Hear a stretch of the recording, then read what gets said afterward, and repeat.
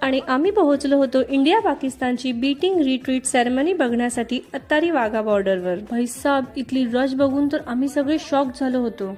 थोड्या वेळाने तेथे देशभक्तीवरती गाणी प्ले झाली आणि मग काय, आम्ही थोडी थांबणार आहोत. आतापर्यंत लग्नात नाचलो, हळदीला नाचलो, पण असं बॉर्डरवरती स्वतःच्या देशासाठी पहिल्यांदा नाचलो होतो. आणि थोड्या वेळाने परेड सुरू झाली. बापरे, त्यांचा जोश बघून तर अंगावर असा काटा उभा राहत होता ना की विचारू नका. आपलं डोंगरा एवढं साम्राज्य बघून तो समोरचा पाकिस्तान तर मुंगी एवढा भासत होता.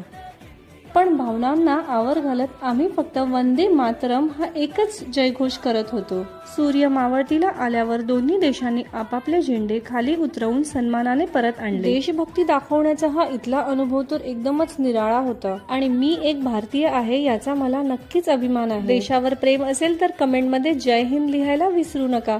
तोपर्यंत बाय बाय.